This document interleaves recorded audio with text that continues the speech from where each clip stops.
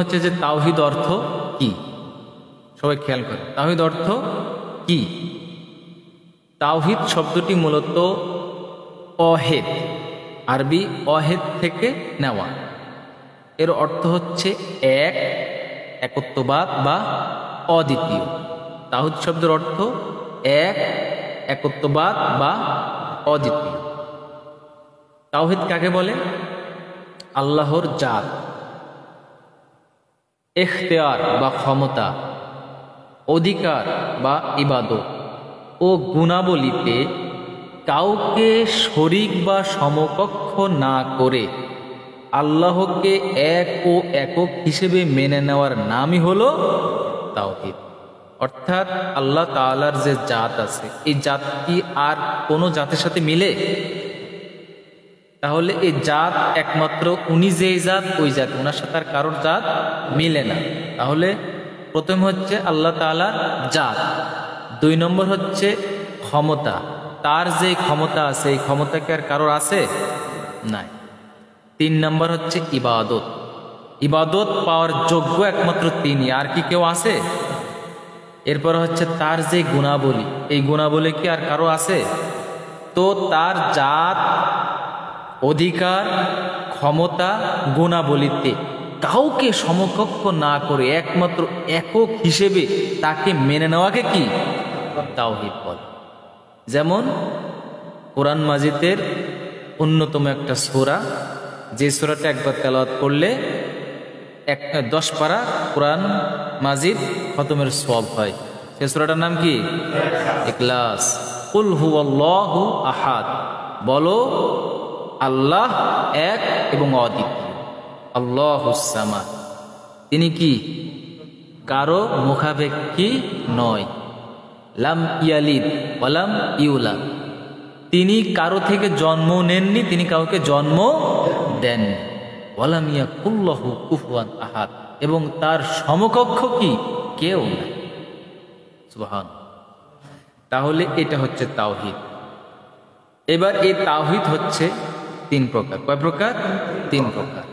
এক নম্বর হচ্ছে তাওহীদে রুবুবিয়া, দুই নম্বর তাওহীদে উলুহিয়া, তিন নম্বর তাওহীদে আসমাউ সিফাত। তাওহীদে রুবুবিয়া অর্থাৎ কি? অর্থাৎ রব, যিনি রব, এই রবের মালিক একমাত্র তিনি।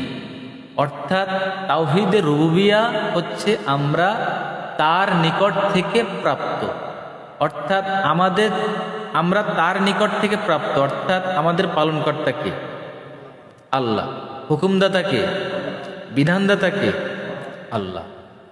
অর্থাৎ তাওহীদ রুবুবিয়ত অর্থ হচ্ছে আল্লাহর কর্মে আল্লাহকে একক মনে করা, আল্লাহর কর্মে আল্লাহকে একক মনে করা। যেমন পালনকর্তাকে একমাত্র আল্লাহ, সার্বভৌমত্বের মালিককে একমাত্র আল্লাহ। অর্থাৎ শুধু আল্লাহকে আপনাকে মানলেও হবে না, এই আল্লাহর সাথে যদি আপনার কাউকে শিরিক করেন, যে মনে করেন না আল্লাহও মালিক, তাদের সাথে অন্য কেউ আছে, তাহলে আপনার তাওহীদ ঠিক নেই, আপনার ঈমান শিরিকের ভিতরে আপনি লিপ্ত হয়ে গেছে। তাহলে এককভাবে মেনে নিতে হবে যে সমস্ত কর্ম, রিজিকদাতা, প্রাণদাতা, বিধানদাতা, সার্বভৌমত্বের মালিক, সমস্ত কিছুকে আল্লাহ, এককভাবে আল্লাহ। এটা হচ্ছে তাওহীদে রুবুবিয়া। দুই নম্বর হচ্ছে যেমন আমরা বলি যে আলহামদুলিল্লাহি রব্বিল আলামিন, যাবতীয় প্রশংসা, সমস্ত প্রশংসা সে মহান রব্বুল আলামিনের জন্য, যিনি সৃষ্টি জগতের মালিক। এরপর হচ্ছে তাওহীদে উলুহিয়া। উলুহিয়া অর্থাৎ আল্লাহ আমাদের কাছ থেকে পাওয়ার জিনিস। যেমন আমরা আল্লাহর কি করি? দাসত্ব করি, ইবাদত করি। অর্থাৎ আমাদের যে ইবাদত, এই ইবাদত পাওয়ার যোগ্য কে? একমাত্র আল্লাহ, আর কেউ আছে নাকি? এই ইবাদত পাওয়ার ক্ষেত্র একমাত্র তাকে ইবাদত করা, এটা মেনে নেওয়া হচ্ছে তাওহীদে উলুহিয়া। যেমন ইয়্যাকা না'বুদু ওয়া ইয়্যাকা নাস্তাঈন, আমরা তোমার ইবাদত করি এবং তোমার কাছেই সাহায্য প্রার্থনা করি। দলিল, ঠিক আছে। আর হচ্ছে একটা 3 নম্বর কি? তাওহীদে আসমাউস সিফাত, অর্থাৎ আল্লাহ পাক রব্বুল ইজ্জাত পবিত্র কোরআনে এবং রাসূল সাল্লাল্লাহু আলাইহি ওয়াসাল্লাম হতে বর্ণিত সহিহ হাদিসে আল্লাহ তাআলার যে সমস্ত নাম ও গুণাবলী রয়েছে তা কোনো প্রকার বিকৃতি, অস্বীকৃতি, পরিবর্তন, উপমা, সাদৃশ্য আরোপ না করে হুবাহু যেভাবে বর্ণিত হয়েছে সেভাবে মেনে নেওয়াকে কি বলে? তাওহীদে আসমা ও সিফাত বলে। যেমন সূরা আরাফের 180 নং আয়াত আল্লাহ বলতেছেন, ওয়ালিল্লাহিল আসমাউল হুসনা ফাদউহু বিহা। আল্লাহ তাআলার জন্য রয়েছে সুন্দর সুন্দর নামসমূহ, তোমরা কাজেই সেই সমস্ত নামে আল্লাহকে কি করো? ডাক। তাহলে আমরা তাওহীদের মূল বিষয় বুঝতে পারলাম তো। তাওহীদ মানে কি?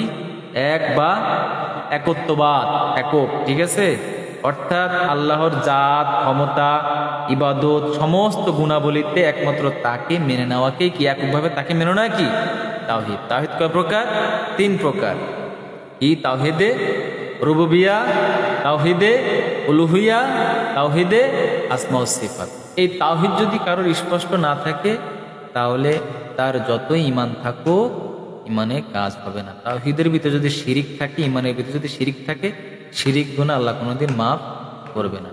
তাহলে আপাতত আপনারা একটি ধারণা তো পেয়েছেন নাকি, যে তাওহীদ কাকে বলে?